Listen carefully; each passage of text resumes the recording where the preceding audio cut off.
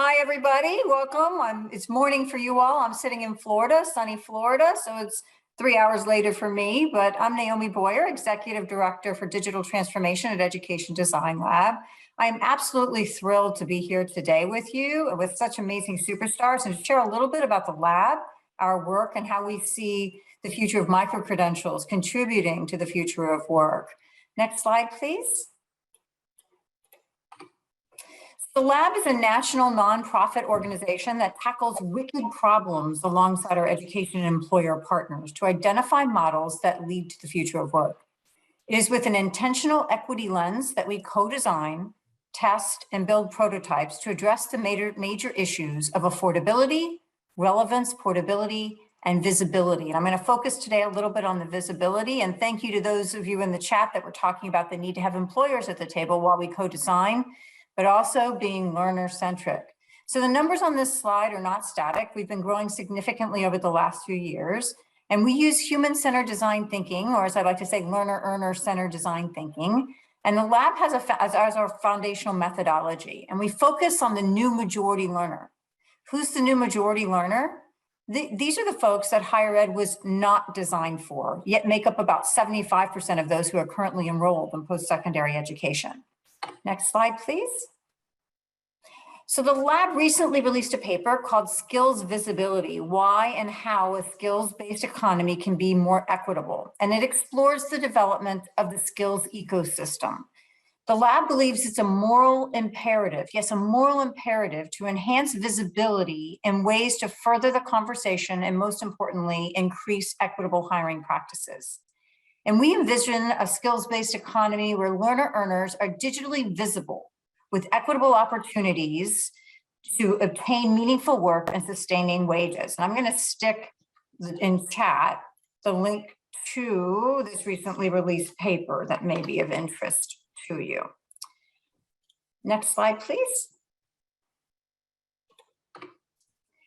And so the visibility process is not a linear one. The lab views this as a virtuous circle that encompasses the learning journey, validation of skills, both gained and existing, the establishment and the use of a digital learning wallet, and expansion of the hiring marketplace, both the navigation, optimization, through the push of a learner earner into the workforce and the pull to go into a marketplace and search for the skills an employer might need.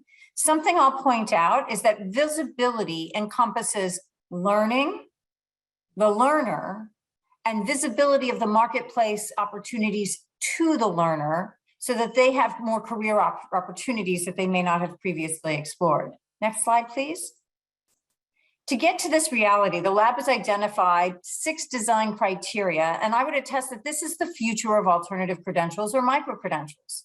The tools and options need to be open and accessible to all. Ubiquity of digital records and learning wallets is absolutely key. Learner earners can see the value of the tools that are developed, engaging the end user in the design process and testing the back-end tech being developed with these users, absolutely key.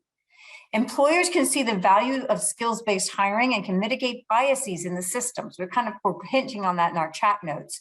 Working with the challenges from both education and business is required to truly impact equity.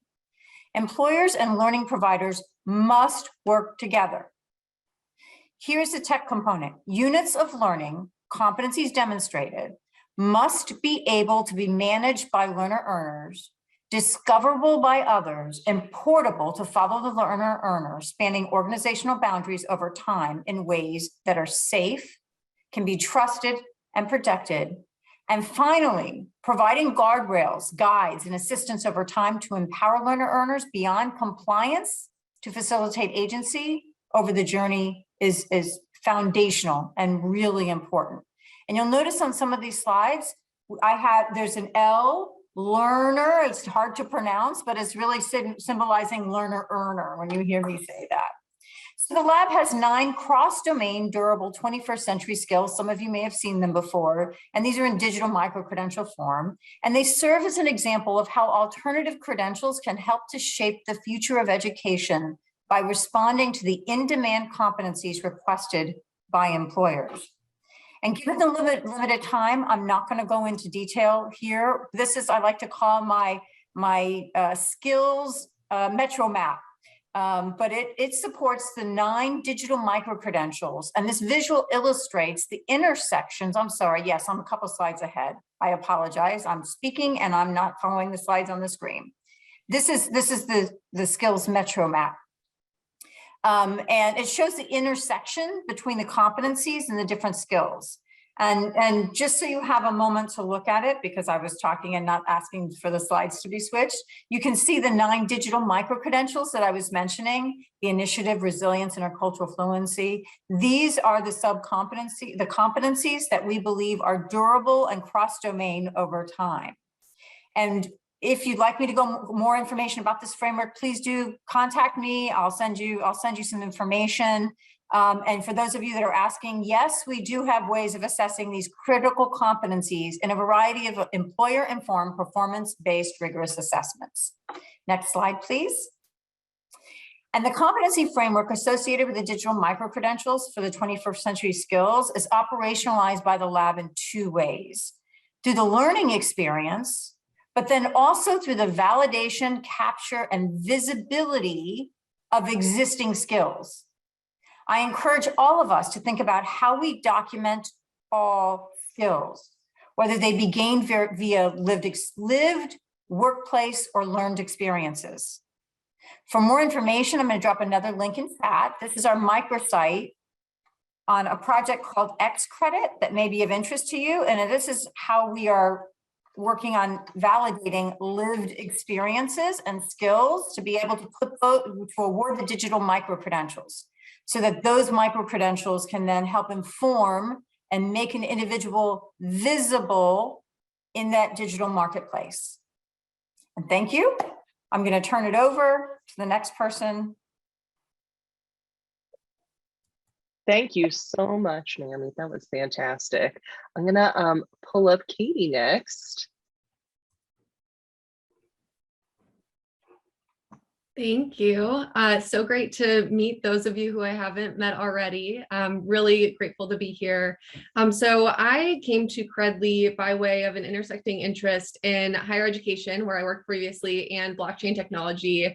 And the obvious intersection point is credentials. And I joined Credly because, if you go to the next slide, I just really deeply believed in their mission, which is centered on helping every person achieve their full potential. It's just philosophically right in line with my own personal mission.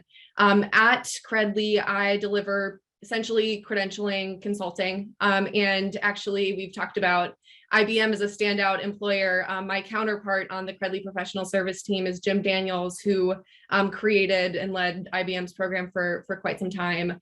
And so we work with primarily large enterprises who are creating oftentimes internal learning and development programs.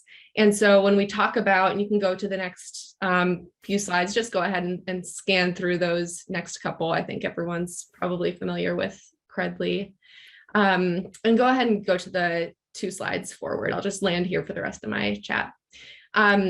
So we've talked about employers needing to kind of get aligned, and I would say they really are using digital credentials in a meaningful way. We've seen an increase over 400% on the Credly platform of customers issuing digital credentials to their own employees from 2019 to 2021. So employers do know what digital credentials are, and they're using them really meaningfully internally. And that's the ballpark that we're playing in when we're talking about where our credentials are living. And I know Jim Daniels won't mind me kind of pitching how IBM has operationalized their program. They were one of the first clients of Credly's to start consuming third-party data through one of our new products. And that third-party data pulls in all of the issuer credentials, so employees earning credentials from that same employer, but also all of the credentials that individual has earned from other issuers in the Credly network. And that's how we bring everything into the same place. And so when I say, this is the ballpark we're playing in, when I work with employers to figure out how to use and consume the credential data, we're figuring out how to align the third-party credentials that they're seeing with the frameworks that they've created for their internal issuing. So that alignment and like using the same language, making transparent the types of assessment that's being used is just so key for them.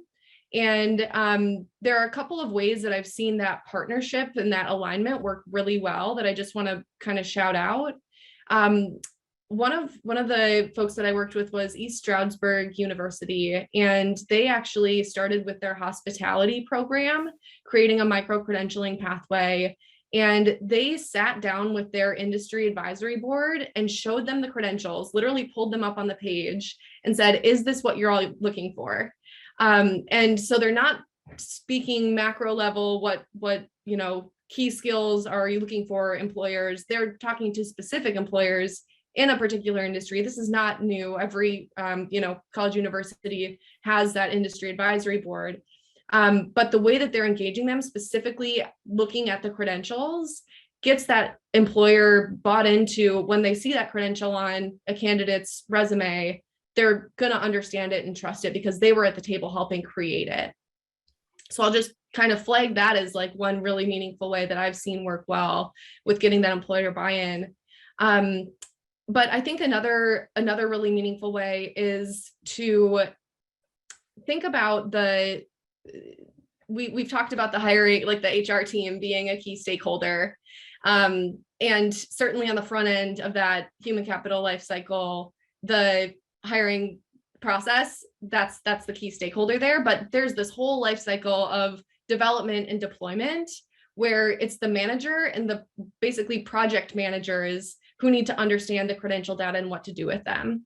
And so the managers really need to be upskilled and developed in how to use the skills data to make the best decisions about who gets which learning opportunities, development opportunities, and is placed onto which projects. And when I'm working with the large enterprises, that's their pain point. That's where I'm spending the most time helping them figure out a process to get the right data into the managers and then change the culture around how managers are finding the right people. So I won't really go in the weeds on all the things that I was planning on chatting about, because I just wanted to highlight those couple of things that I had to add to the conversations that have already happened. But would love to chat more about any of the stuff you see on the screen as we get into the Q&As. Fantastic. Thank you so much, Katie. I'm going to stop share and we're going to bring it over to Rajinder and getting back.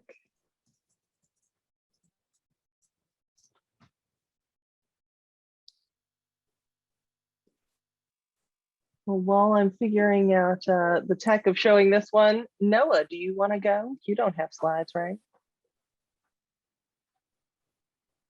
Sure, I'm happy to hop in. Yeah, I apologize everyone for not having slides. I thought it was more of a conversation, so I can instead give you this and we can pretend it's a slide. I am a micro-credentials program manager at University of Colorado Boulder and a co-founder of a conference called the Badge Summit that's entering its 7th year this August. Invite everyone to come. Call for proposals still open. And on this topic of the future of work, I really wanted to focus on this topic of what counts. And I'll come back to that in a moment. But the first thing is, when I look at the future of the micro-credentialing space, I'm pretty convinced that at this point, it's not an if, but when things become ubiquitous. I really firmly believe that we have tipped the scale past any point of, this being a flavor of the week kind of, and relegated to that graveyard. And so, and a lot of what I had planned really was just going to be piggybacking on what Cheryl said, because I'm apparently editor-in-chief of her fan club newsletter. But when I think about micro-credentials and just what made me dedicate my career to digital badges in this space, is that it's all about recognition, storytelling, and trust. And when we think about what that means for the future of micro-credentials and digital badges, I think that an open question, while the ubiquity question in my mind is not an open question. The open question is whether or not we will seize the transformative opportunity for change that is in front of us, or if we are going to instead go down a path of doing a really great job of perpetuating and scaling a system that's already doing a really great job at serving the needs of a segment of the population and not all of the population. I think that there's lots of buzzwords, lots of big words, but also lots of important words that this touches on. Things like historical inequity, economic mobility, and even just saving ourselves from just unnecessary and costly kind of drip in the human talent pipeline. Those are things that are opportunities for us in this space. And on the other side, the path for us is something more along the lines of perpetuating the legacies of historical inequity, things like white supremacy and colonization. These things will happen. There are decisions that will be made, whether we make them consciously or unconsciously. The decisions will be made. And so in my mind, it's about intentionality and coming back to that idea of what counts. Especially, Cheryl was kind of touched on this notion, and Naomi as well, of learning happens everywhere learning happens. It can happen within four walls of a classroom. It can happen within four corners of a campus of K-12, higher ed. It can also happen on YouTube, where I taught myself how to fix a dishwasher without having to call a repairman. And that recognition is not necessarily something that's recognized through formal channels. And so, when we think about just what counts, I think that that's a really, central question to, figuring out which of those two paths we go on, the one of profound opportunity and change to make the world a better place, or a place that just does a really good job of doing the same problematic things that we're already doing. And, I think that part of the subsection of that, what counts, is about who gets to decide what counts. And because at the end of the day, that is a decision that gets made, right? When we say this is a credential, this is the criteria for it, at some point someone is in charge. They call it the hegemon, right? It is in charge of deciding what counts. And if there's a real risk factor as we move down a place of interoperability and standards of standardization without representation. So I think that when I think about the future of this space and the future of work and where the both challenges and just generational opportunity is for us, it's in ensuring that we have inclusive and diverse voices at the table, helping to make sure that when we talk about what counts, that it is making sure that it's not the exclusion of things that will help us be better and shape a world that we all really believe this type of work can bring it. Thank you, and I'll pass back over to Rajendra. Yes, and I think I've got you ready to ready to share in just 1 second. There we go. Fantastic, thanks. Well, thanks to everyone. So just to round things out, I'm Rajendra Gill, the CEO of the Essential Skills Program. And our history is a bit that we worked within education. We actually brought a soft skills program to scale across the 116 California community colleges. And then we, through funding with Walmart, actually have been able to expand. So we're looking into the workforce development space. So we're kind of coming from a lens of both of these groups that have been mentioned a lot already this morning, of kind of the employer space and the education space. So a couple of things I wanted to bring up that really reiterate what everyone has talked about on the next slide. We are, Noah, Naomi, and I are all part of the International Council on Badges and Credentials, which is a great group because it gives an international lens on a lot of the conversations that we've been having that sometimes can be US centric. And just a couple of the themes here, and if you have the slides later on, you can take time to look through it. But really to see a lot of the conversations that we're having, these are conversations that are happening all over the world right now. And that groups feel that the future of digital credentials is really looking at that high immediate value to the earner and easily accessible to the reviewer, whether that's instructors or employers. And moving towards shorter term learning units because it's the idea of integration, that we have the opportunity now where digital credentials can actually integrate with traditional degrees. As Cheryl mentioned at the beginning, it doesn't have to be an either or. It can be an and absolutely should be an and. And then looking at how you can couple this digital credential with other forms of verification. So not just necessarily degrees, but how can you do it with video verification, with project-based outcomes, kind of like Noah was saying, if you're learning something off of YouTube, how can you actually give your video verification of your learning? And then on the other side, these really relate to something that we think is very important on our team, and I think is a great place for anyone who wants to start in the digital credential space, is related to data. We hear a lot about AI and big data, and that's fantastic, but it's also a bit overwhelming when you're getting started. So really looking at how data can be embedded in digital credentials. A lot of the members of the group said they really want it to be a lever for equality, like Noah was saying, connecting people to relevant worker education opportunities. So not even so much of being vetted, but being able to see what are your opportunities that are out there, and how you can enhance learner agency and their mobility, so that we can continue to recognize that we don't have to be so place-based anymore, nor should we be as we become a global economy. And then really moving away from badging just for completion, but looking at badging for mastery as a true verification of skills. So if we go to the next slide, one of the things that we focused on doing, and we really encourage other groups, because movements happen when multiple groups work on parallel tracks, not in isolation. So for us, our approach is that we actually engage instructors, trainers, and employers. For us, we focus on soft skills, but for other programs, whatever skills that you're trying to infuse into your existing courses, into your existing trainings, really looking at how do the instructors, trainers, and employers view those skills. And then asking those same questions of your learners, of your clients, or your employees, and creating a one-to-one comparison. So actually having data that is a verified comparison of what one group's perception is and another group's perception is really important for creating alignment. If we go to the next one, this is just a quick example of how we actually rank out and have individuals look at skill titles and descriptions, which a lot of times is what we focus on when we're moving into skills-based education and training, but really then asking a deeper question. What are the behaviors? So if we're going to do digital credentialing, if we want to focus on skills, we also need to dig deep into what are the behaviors behind those skills. What are you actually looking for in a learner being able to navigate their education system, and an employee being able to navigate and successfully be promoted in a workplace? So those behaviors are really important. And again, it can be an area where there's misalignment. We can have preconceived ideas of what a skill is versus what's the actual needed behavior.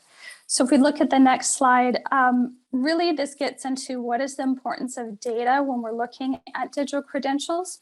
In a very pragmatic sense, it's that we oftentimes will look at qualitative information and creating a story of a learner or a worker, but how can we actually shift to being able to provide confidential feedback for that learner, for that worker, where we ask them, hey, what is the world that you want to go into? What are the skills that you want to build? So it doesn't always just become a one-way conversation where we're engaging the employers or engaging the instructors saying, well, what do you think learners and earners and workers need?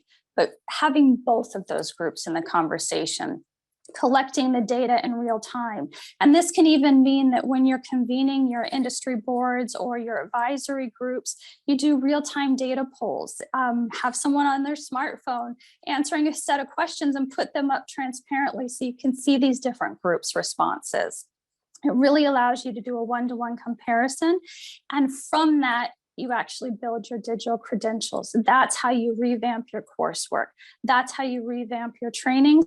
And that's how you align your digital credentials with actual skills and behaviors that collectively have been identified, rather than being, again, like I said, kind of a one way or a one group opinion. And the last thing I would say that I really advocate on the final slide is that once you have this information and you're building that digital credential, absolutely align it with the wealth of information that's available right now through labor market research. So you have MZ Burning Glass, you have LinkedIn labor market data, and if you're able to tag your skills, your behaviors, your learning outcomes to these keywords, those keywords are searchable. And you can now have a learner who can click into keywords in their own digital credential, and they can see employers all over the world who are hiring for those specific skills. So that's really where I see the force of digital credentials moving in the future, is that if we take it in a very step-by-step pragmatic way, we actually can lead everyone into understanding the power of kind of this portable data in a way that doesn't feel overwhelming. Thank you so much. That's fantastic. So we're going to go into some questions now that have been submitted ahead of time, but also we're seeing a lot of the same ones mirrored in the chat. We'll weave these all together. And so one that's forefront that you've all touched on a little bit is we have all of these badges, digital credentials, micro credentials, whatever you've called them. We've all earned many things of varying gravitas. So what is the future looking like for sorting through those for learners and employers to identify what is valuable and what is relevant?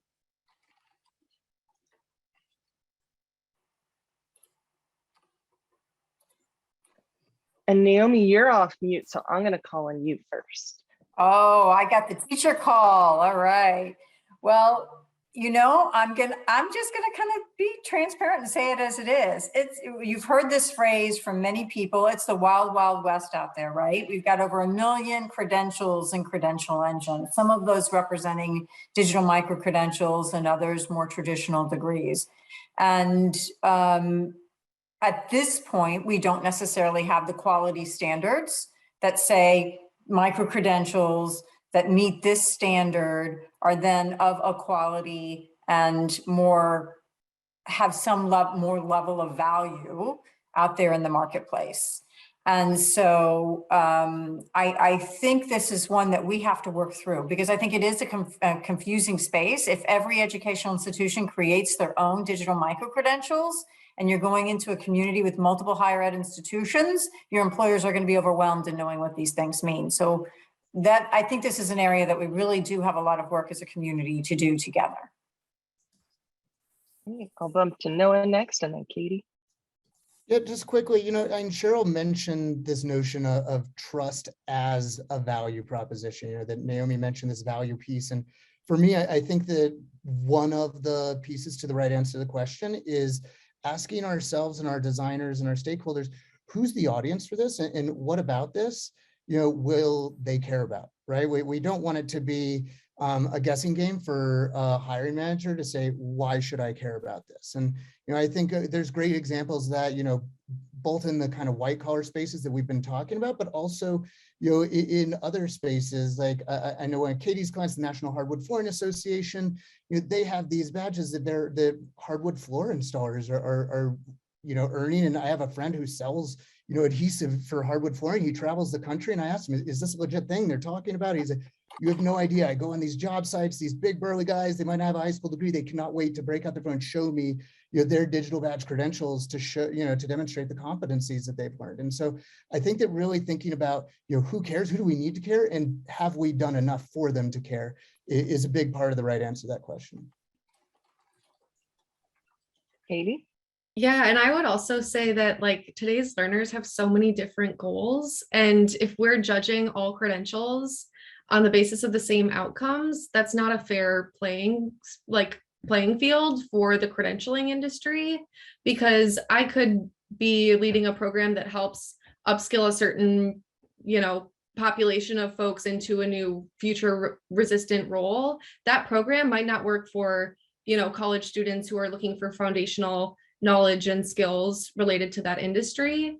And so I would say, like, in order to properly evaluate programs, and like that evaluation piece is so key in building trust and like really talking about transparently, like what works, when, and for whom.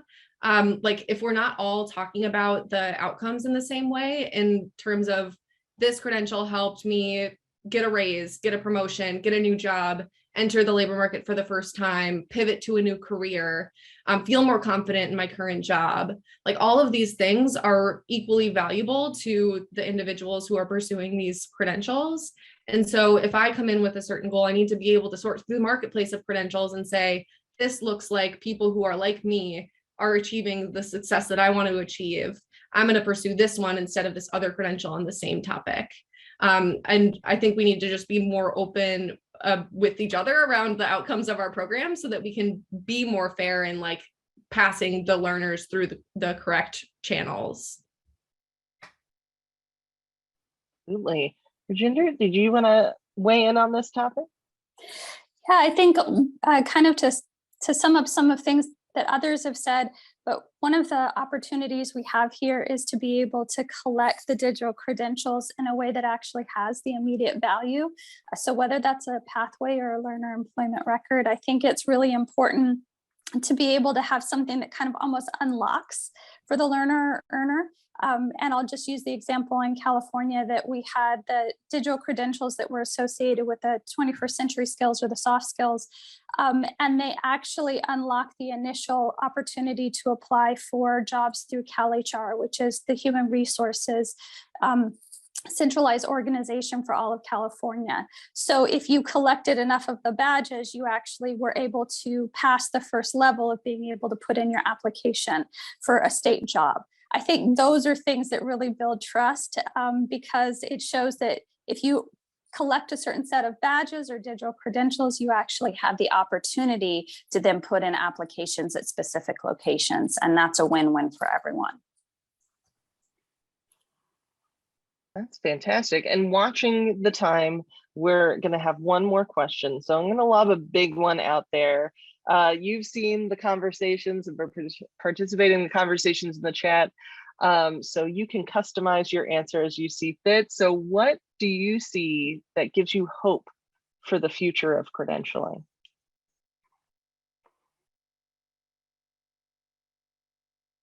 And for me, it's changing the world. Easy answer for me. Katie has her hand raised, so I'll let her go next. I would say it's my conversations with employers, and like we know that that's a pain point, and I'm seeing them really try hard to figure this stuff out, and just hearing everyone speak about how eager they are to collaborate with employers too. So my response is going to be very aligned to the short presentation I gave, and it's about visibility, because I do think digital micro-credentials is one piece. It is only one piece of this puzzle that we're solving that will allow individuals to demonstrate, to have a verifiable record of what they know and they can do, that they can then share in the marketplace. And that visibility really becomes something that elevates agency and empowers to higher median wages and a better quality of life.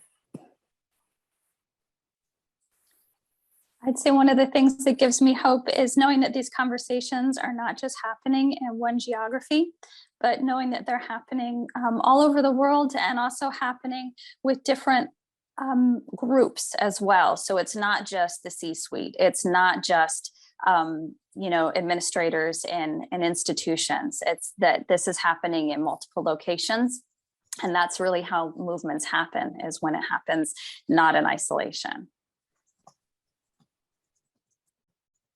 I feel like I could talk to you all day long just with the conversation that's been going on in the chat. And so I hope that does continue all day long. We have a huge list of questions and thoughts out there that I know are bringing the community that we didn't get to, and just appreciate you all so much for what you've shared today, and hope you continue to share throughout the day.